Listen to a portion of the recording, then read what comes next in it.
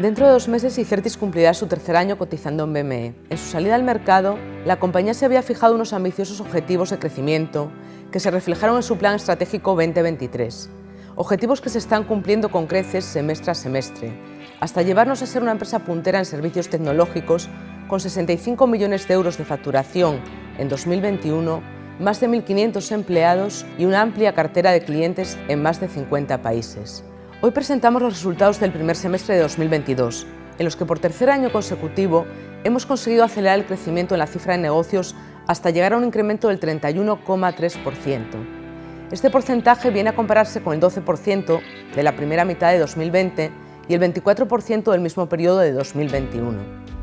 Este fuerte aumento porcentual se ha materializado en unos ingresos de 39,7 millones de euros frente a 30,3 millones de euros en el primer semestre de 2021. Se trata de un magnífico dato que refleja el esfuerzo de la compañía centrado principalmente en la captación de nuevo negocio, el desarrollo de los clientes actuales y una cuidada política de adquisiciones. Esta fuerte mejora en la cifra de negocios, así como una continua optimización de recursos y procesos, nos han permitido aumentar el EBITDA normalizado hasta situarse en 5,1 millones de euros, frente a los 3,1 millones en la primera mitad del 2021. Esto supone un crecimiento del 67,9%, más del doble que el aumento que se ha producido en los ingresos de la compañía. El excelente comportamiento del EBITDA normalizado tiene su reflejo en un fuerte aumento del margen, que pasa del 10,12% en el primer semestre de 2021 al 12,94% en la primera mitad de este año. Es importante destacar que este porcentaje es muy superior al objetivo del Plan Estratégico 2023, que se sitúa en el 10%.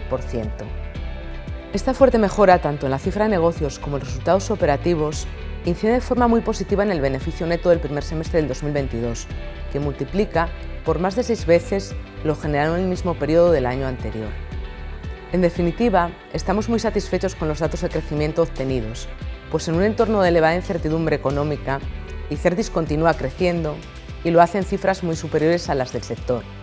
Esto nos hace ser optimistas sobre la evolución del segundo semestre del año y, sobre todo, nos permite avanzar con fuerza hacia la consecución de los objetivos que marcamos en nuestro plan, que contemplan alcanzar una cifra de negocios de 125 millones de euros y un EBITDA normalizado de 12,5 millones de euros para el próximo ejercicio.